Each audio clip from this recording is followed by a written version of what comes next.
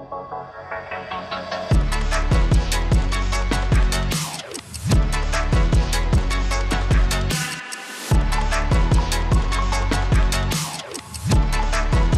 merci de nous rejoindre pour notre webinaire au programme Et si les contrôles ITGC n'existaient pas? Vous avez avec vous aujourd'hui moi-même, Léane Debeur. Je fais partie de l'équipe Marketing et Business Development et aussi Khadija Lafrit, consultante Professional Services. Khadija, est-ce que tu peux te présenter? Oui, bonjour Léane, bonjour à vous qui suivez ce webinaire. Donc, je suis Khadija Lafrit, consultante au sein de Brainwave GRC dans l'équipe Professional Services. Et donc, je travaille notamment avec les clients de Brainwave GRC qui veulent intégrer nos solutions et en assurer la maintenance et l'évolution. Merci. Et est-ce que tu pourrais nous présenter le principe des contrôles ITGC? Bien sûr, Léane. Alors, pour commencer, j'aimerais déjà revenir sur ce que serait un processus interne type de gestion de la conformité. Donc, quand vous mettez en place des processus d'audit ou de contrôle interne, donc, on peut imaginer ici un processus en 3 niveaux, avec 3 niveaux de contrôle qui seraient déclinés par des intervenants différents. Donc, dans ce processus type, le premier niveau de contrôle permanent concernerait des contrôles opérationnels ou techniques qui seraient menés vraiment par des personnes proches du terrain, donc des responsables hiérarchiques, des responsables d'équipe ou des responsables d'application. Et donc, ces personnes-là, ce qui les intéresse, c'est de savoir quelles sont les actions effectuées sur le système d'information par leurs équipes, ou bien, dans le cas des responsables d'application, qui accèdent à leurs ressources avec quel droit. Ensuite, à un niveau plus élevé, on peut imaginer des contrôles permanents qui vont s'appliquer au niveau de toute la société ou d'un périmètre beaucoup plus large, sur des données consolidées. Et dans ce deuxième niveau de contrôle, vous allez retrouver notamment des analyses de risque ou encore des contrôles indépendants qui peuvent s'effectuer à n'importe quel moment de l'année. Et dans ce deuxième niveau de contrôle, les intervenants principaux vont être notamment les services de contrôle interne dans les grandes organisations, ou encore les services de gestion des risques ou de gestion de la conformité, selon la manière dont votre société est organisée.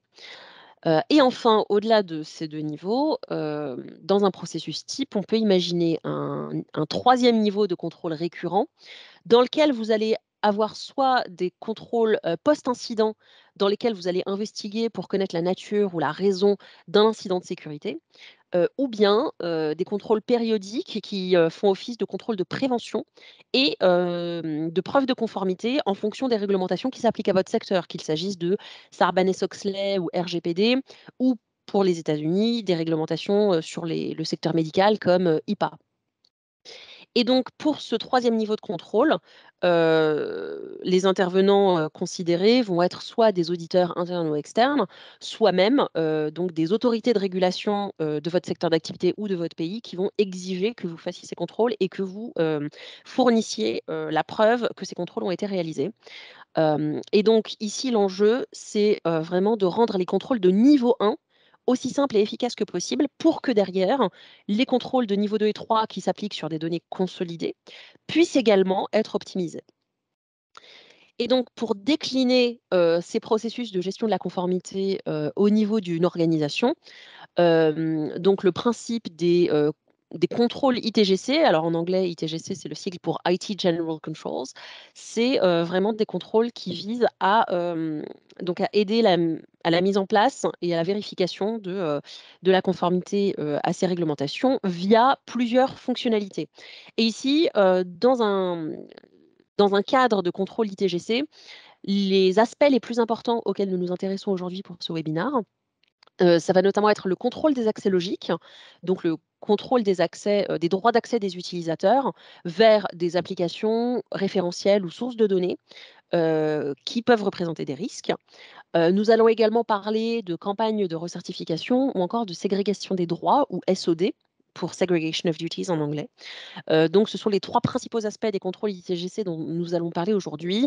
Les approches de contrôle ITGC peuvent également inclure d'autres domaines qui peuvent aussi vous intéresser, que ce soit la notion de cycle de vie des identités ou encore les contrôles appliqués sur les comptes à privilèges. Donc voilà un petit aperçu des aspects intéressants dans les contrôles ITGC.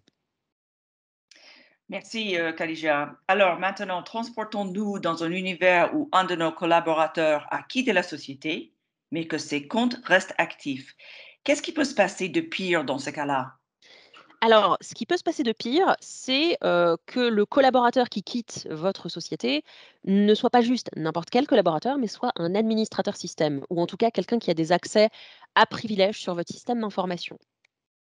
Pourquoi? Parce que dans ce contexte-là, dans l'univers où nous nous situons, ce qui pourrait contribuer à une catastrophe, ce serait d'avoir une situation avec des départs conflictuels, donc des administrateurs ou des experts IT qui quittent votre société dans un contexte de conflit, qu'il s'agisse de licenciement, de démission, de création d'entreprises indépendantes par ailleurs et si jamais, votre admin système vous quitte en gardant des accès actifs à des ressources critiques et en ayant l'expertise, la connaissance des points vulnérables de votre système d'information, alors là, il peut vous arriver 2 types de scénarios catastrophes. Le premier, c'est le sabotage ou la perturbation d'activité.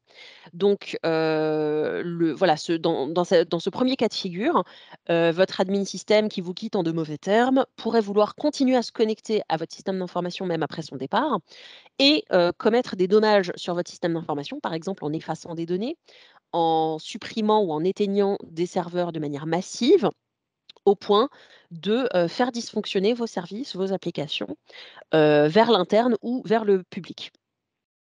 Le 2e scénario catastrophe, ce sera un scénario où, votre admin système, continue de se connecter après son départ, non pas pour saboter votre activité de manière évidente, mais pour faire fuiter des données confidentielles qui peuvent l'intéresser ou qui peuvent intéresser des, concurrents. Donc il peut s'agir de faire fuiter des bases de clients, pour ensuite aller, prospecter ces clients, en rejoignant d'autres sociétés. Il peut s'agir de données financières ou de données liées à des politiques de vente ou encore des données de propriété intellectuelle qui peuvent être particulièrement confidentielles et dont la confidentialité est nécessaire à votre activité. Et dans ces cas-là, les impacts qui vous attendent, les dommages que vous subiriez, peuvent être de plusieurs natures. Vous risquez, par exemple, de perdre des clients ou de perdre du personnel, hein, si jamais la concurrence débauche vos salariés ou décide d'aller prospecter vos clients, en ayant des données confidentielles. Parmi les autres risques qui vous attendent, il peut y avoir également des poursuites judiciaires par des clients qui seraient lésés par les sabotages effectués par vos ex-employés. Et enfin, de manière plus concrète et plus évidente, vous devez aussi vous attendre à devoir, engager de lourdes dépenses pour remettre en service, et sécuriser votre système d'information après soit des sabotages, soit des fuites de données confidentielles. Donc voilà à peu près le type de scénario, qui peut avoir lieu dans cet univers-là. Et qu'est-ce que l'on aurait pu faire pour éviter ces problèmes? Alors ce qui peut être intéressant, c'est de regarder par exemple, ce qui est arrivé à Cisco.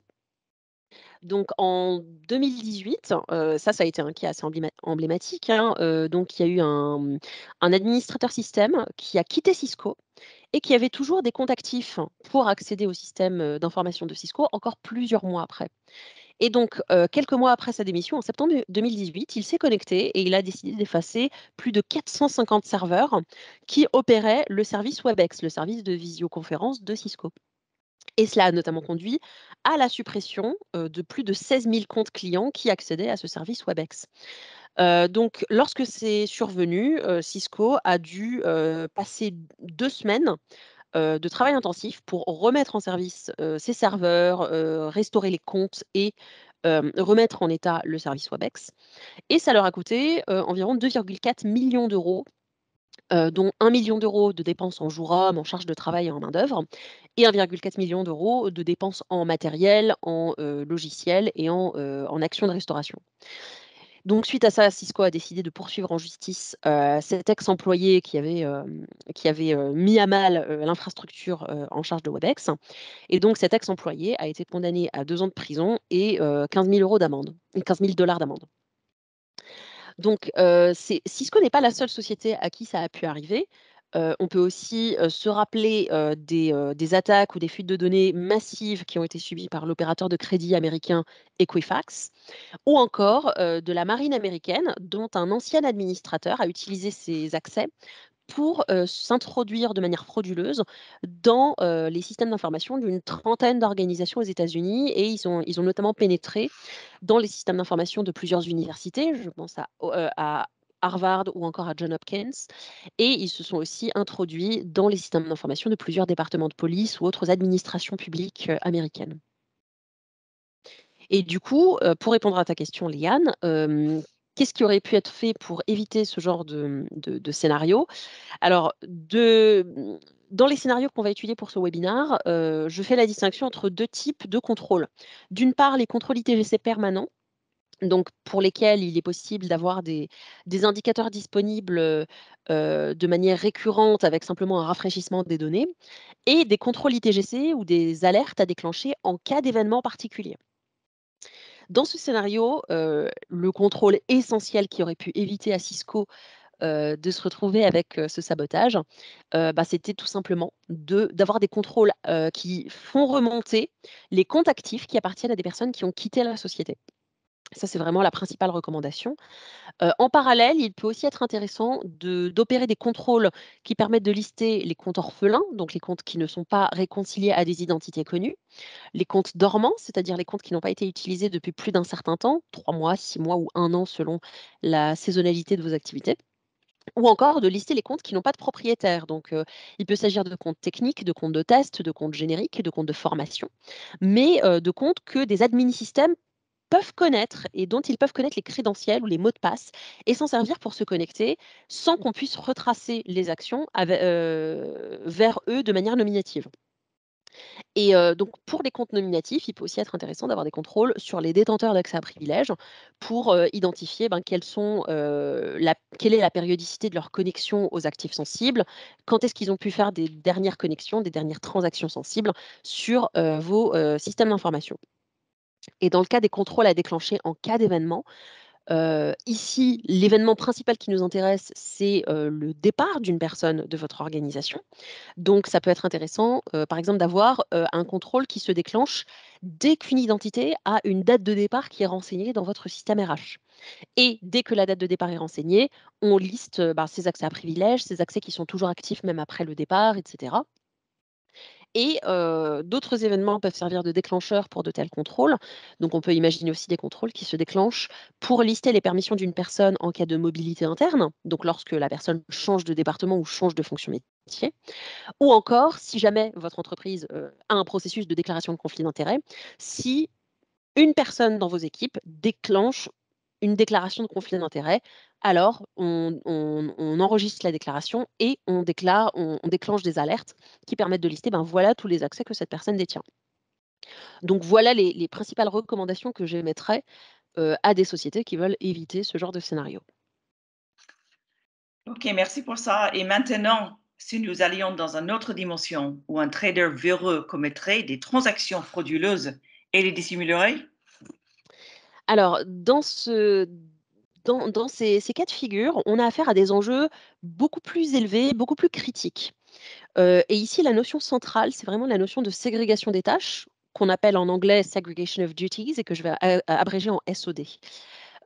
Donc ici, l'enjeu, c'est que si vous avez, une personne dans vos équipes, dans votre organisation, qui détient des permissions qui, combinées entre elles, permettent d'effectuer des fraudes ou, rendent possibles des erreurs humaines, sur, les comptes avec des sorties d'argent ou autres, ça peut représenter un risque particulier et certaines réglementations vous obligent, selon votre secteur d'activité, à surveiller, les personnes qui détiennent des, permissions qui sont, dont la combinaison est toxique. Donc ici, l'enjeu, c'est vraiment de se demander comment prévenir, détecter et résoudre, les cas de conflit, de ségrégation des tâches. Donc si on s'intéresse au contexte, de cet univers en particulier, donc ce qui peut rendre possible, des fraudes financières ou boursières, c'est vraiment des contextes dans lesquels vous avez pas ou peu de gouvernance des accès pour les personnes en situation de mobilité interne. Donc concrètement, ça veut dire que vous pourriez avoir une personne qui change de département et qui garde les droits d'accès liés à son précédent métier, tout en les cumulant avec les nouveaux droits d'accès qu'on va lui affecter dans le cadre de son nouveau métier, suite à cette mobilité interne. Et alors, si, vous ajoutez à ça un autre facteur humain qui est la prise de risque qu'inciteraient, certaines politiques RH dans certaines sociétés. Donc si vous avez des contextes dans lesquels les personnes ont des bonus ou des variables qui leur sont affectés selon des critères financiers ou des critères de vente, combinés à des salaires fixes qui sont particulièrement bas, ben là, vous vous retrouvez avec un cocktail explosif dans lequel vous pouvez avoir plusieurs types de scandales financiers qui peuvent se dérouler dans votre organisation. Parmi ces scandales financiers, on peut noter, les cas de surfacturation via des fournisseurs fictifs ou via des fournisseurs en situation de conflit d'intérêts. Donc ça va être soit le cas où un acheteur va, par exemple, déclarer un fournisseur fictif et attacher à ce fournisseur fictif son propre relevé de compte pour se faire des versements s'il a les droits d'accès qui permettent à la fois de créer des fournisseurs et de créer des versements, valider des commandes, et cetera. Ça peut être aussi des cas de fraude boursière, donc dans des cas de banques ou d'institutions financières qui, se retrouvent à faire des achats d'actifs risqués sans la couverture, nécessaire pour sécuriser les fonds propres de l'institution. Ou encore, vous pouvez avoir des cas de fraude financière avec, des cas de création de clients fictifs ou des créations de ventes fictives qui permettent de gonfler artificiellement le chiffre d'affaires, soit pour, embellir, les comptes d'une société dans le cadre d'une fusion-acquisition, soit pour, permettre à une personne de faire croire à l'atteinte de ses objectifs individuels pour maximiser la possibilité de percevoir son variable ou son bonus selon les objectifs, qui, lui sont attribués. Et alors, dans les cas où de tels scandales ont eu lieu et ont été rendus publics, les impacts qui se sont abattus sur les sociétés qui en ont fait l'objet ont pu être assez graves.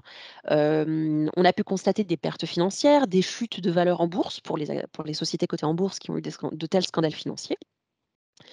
Il faut aussi noter les dommages, considérables en termes d'image et de réputation qu'il est nécessaire ensuite de restaurer via des dépenses de communication, de gestion de crise ou autres. Et dans les cas les plus graves, les dirigeants des sociétés, dans lesquelles de telles fraudes ont eu lieu, ont parfois été, confrontés à des poursuites judiciaires et à des sanctions pénales qui pouvaient aller de l'amende ou du versement de dommages et intérêts à des clients lésés, jusqu'aux peines d'emprisonnement, ce qui peut être particulièrement effrayant pour des, responsables de banques ou de sociétés financières. Ce titre me dit quelque chose. Où est-ce que cela a pu se produire? Alors effectivement, c'est basé sur un cas réel qui est celui de la Société Générale. Donc, c'est un scandale qui a été assez médiatisé dans le monde entier. Donc en 2008, la Société Générale a découvert qu'un de ses traders détenait, jusqu'à 50 milliards de dollars d'actifs risqués, qu'il a accumulé progressivement entre 2005 et 2007 où il était en fonction en tant que trader front office. Et du coup, i cette détention de 50 milliards d'actifs risqués était combinée avec des couvertures, et des processus de gestion de risque qui étaient complètement frauduleux et fictifs. Tout simplement parce que ce trader avait, des droits d'accès à des systèmes de gestion, de la conformité ou à des systèmes de gestion des couvertures financières qui lui permettaient de déclarer des achats de couverture, qui n'avaient pas eu lieu sur les marchés financiers. Donc lorsque, en janvier 2008, la direction de la Société Générale a détecté, l'existence de cette fraude, il a été décidé de procéder à la vente des actifs risqués que ce trader détenait, puisque 50 milliards de dollars, il faut quand même se représenter ça. À l'époque, c'était bien supérieur à la valeur totale de la Société Générale, par rapport à son cours en bourse. Et du coup, la vente de ces actifs risqués a eu lieu dans un contexte où la bourse, où les courbes de bourse commençaient à baisser, ce qui a entraîné la perte de, 4,8 milliards d'euros environ, donc suite à la vente de ces actifs. Et alors les dommages ont été assez considérables pour la Société Générale à l'époque, puisque dans la semaine qui a suivi, le cours de bourse de la Société Générale a baissé de 20. C'était une chute assez impressionnante. La réputation de la Société Générale a été entachée, dans le monde entier, hein. Cette affaire a été notamment médiatisée, en Amérique du Nord, dans toute l'Europe, en Asie et sur toutes les places financières. Et dans les mois qui ont suivi, la Société Générale a dû dépenser, près de 200 millions d'euros en investissement pour sécuriser leurs activités de marché et pour sécuriser leur système d'information pour s'assurer que de tels scandales ne se reproduiraient pas. En parallèle de la Société Générale, ça a pu arriver aussi dans d'autres grandes organisations. Je pense notamment à Wells Fargo qui a fait scandale aux États-Unis récemment puisque, dans cette banque qui avait une activité de banque de détail, de nombreux conseillers financiers avaient des objectifs, et des variables indexées sur des chiffres de vente et ont été incités plus ou moins à, créer des clients fictifs ou ouvrir des produits fictifs à des clients réels. Donc vous aviez des clients qui n'avaient absolument pas demandé de crédit, de compte d'épargne, ou encore de prêt, pour lesquels, bah, des conseillers des agences Wells Fargo ont fait ces ouvertures de produits, frauduleuses et ce, afin de gonfler leur chiffre de vente et de maximiser le bonus qu'ils pouvaient percevoir. Et donc ça a été aussi très médiatisé aux États-Unis quand ça a eu lieu avec, du coup, la nécessité de fermer ses comptes ou de fermer ses crédits pour les clients qui n'avaient rien demandé, en l'occurrence. Je m'en souviens très bien de cette affaire Wells Fargo et c'était, vraiment une affaire retentissante. Alors quel super pouvoir aurait pu être utilisé pour empêcher une telle action? Alors ici, les fonctionnalités ou les recommandations, principales concernent vraiment, la question de la ségrégation des droits ou la ségrégation des tâches. C'est vraiment la recommandation reine que j'aurais ici, dans ce scénario. Ce qui veut dire pour une organisation, établir une cartographie de ses permissions, des droits d'accès qui sont affectés aux utilisateurs et d'établir la liste des combinaisons de permissions qui sont toxiques, qui rendent possible, la survenance de fraude et donc derrière, ça doit vous permettre, d'établir des règles de ségrégation des tâches, des contrôles qui ressortent la liste des personnes qui ont des droits, des combinaisons de droits toxiques et des rapports qui permettent de surveiller ça, de manière, régulière. Vous pouvez aussi vous appuyer sur d'autres types de contrôles ou de fonctionnalités pour, éviter ce genre de scénario. Je pense notamment à la notion de role mining. Donc ce qui peut vous aider, c'est par exemple de créer des catalogues de rôles dans lesquels, à l'intérieur de chaque rôle, vous regroupez des permissions ensemble pour donner des accès, en une seule fois à vos salariés, mais en vous assurant que dans chaque rôle, il n'y ait aucune combinaison de permissions toxiques et ça vous permet de réduire le risque de survenance d'un conflit de SOD. Encore plus si vous opérez des contrôles à la fois sur le contenu des rôles et sur la liste des personnes qui ont accès à chacun des rôles dans votre, catalogue de droits d'accès. Un autre exemple de contrôle permanent qui peut être intéressant, c'est, de lister les personnes qui détiennent des droits d'accès sur des applications pour lesquelles il n'y a pas eu de, demande de droit ou de validation dans vos applications de gestion des droits d'accès, vos outils IAM, dans lesquels vous avez ces processus de demande qui sont documentés. Et dans le cas des contrôles, à déclencher sur événement, vous pouvez en avoir plusieurs qui peuvent vous aider ici. Le premier, ça va être de déclencher des campagnes de revue des accès pour les personnes en situation de mobilité. Donc si jamais donc ici, le déclencheur, ça peut être simplement de se dire: «Si j'ai une personne qui change de département, je déclenche une campagne de revue des accès où je demande à l'ancien manager et au nouveau manager de recertifier les droits, soit pour révoquer les droits de l'ancien métier s'ils ne sont plus nécessaires, soit pour confirmer qu'il faut les maintenir malgré les combinaisons qui s'annoncent avec les nouveaux droits d'accès qui seront affectés dans le cadre du nouveau métier». Mais donc ça permet typiquement d'éviter des cas de personnes qui cumulent des droits en passant d'un département à un autre, d'une fonction métier à une autre, au point de combiner des co de cumuler des combinaisons de droits toxiques.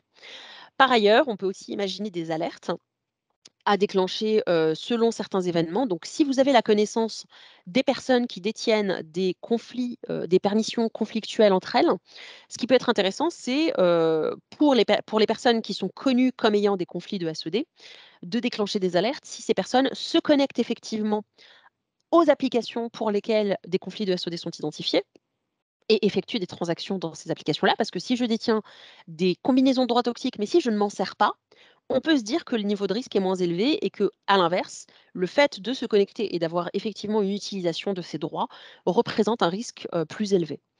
Un autre exemple d'alerte qui peut être intéressant, de déclencher, c'est de créer des alertes sur la base des attributions de droits d'accès. Donc l'attribution d'un nouveau droit qui crée un conflit de SOD, ça peut aussi être un événement qu'il peut être intéressant de surveiller.